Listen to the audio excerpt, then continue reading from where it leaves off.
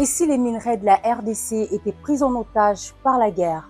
Qui décide du sort du cobalt quand les rebelles tiennent l'est du pays?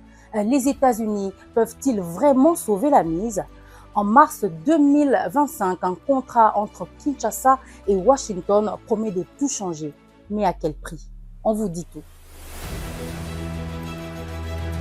La RDC, c'est le jackpot mondial avec 70% du cobalt, du cuivre et du lithium, les pépites de la transition énergétique. Mais l'est du pays est un brasier. Début 2025, le M23 de Kinshasa pointe comme le pion du Rwanda a conquis Goma et Bukavu, moteur économique et chef-lieu des provinces du Nord et du Sud Kivu. Les mines suivent. Rubaya avec 15% du cobalt global et Bunagana, verrou du commerce illégal, passe sous contrôle des rebelles. Ces trésors extraits dans le sang filent au Rwanda qui les écoule sur le marché. La Chine qui règne déjà en RDC avec 80% de la production congolaise via 6 communes et ramasse la mise depuis des années. Face à ça, la RDC sort une carte désespérée en février.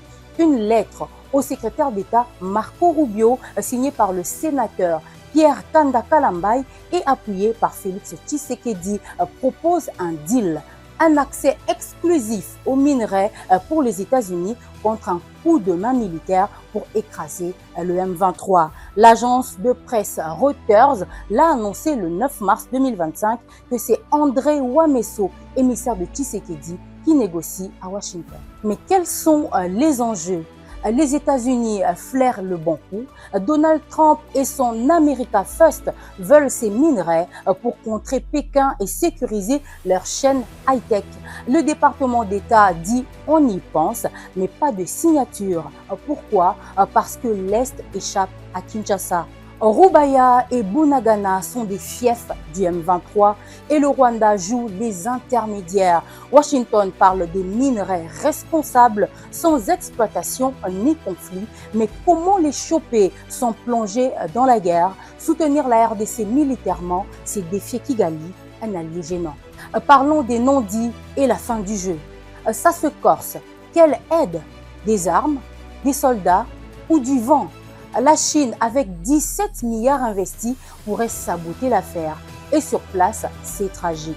Goma et Bukavu agonisent. Les mines artisanales tuent des enfants et les profits ne restent pas. Ce deal, c'est une bouée pour Kinshasa, mais un pari risqué. Si les États-Unis entrent, l'Est peut basculer dans une guerre régionale. Rwanda, Chine, tous dans le viseur. Si rien ne bouge, le M23 et ses parrains gardent le pactole et la RDC reste à genoux.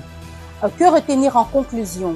Alors, minerais contre paix ou chaos garanti? La RDC mise tout sur Washington, mais l'Est du pays est un puzzle infernal. Les États-Unis veulent leur part, mais entre rebelles, voisins et superpuissances, c'est une bombe à retardement. Votre batterie de téléphone vient de Rubaya. Ça vous fait quoi de savoir que des rebelles en profitent?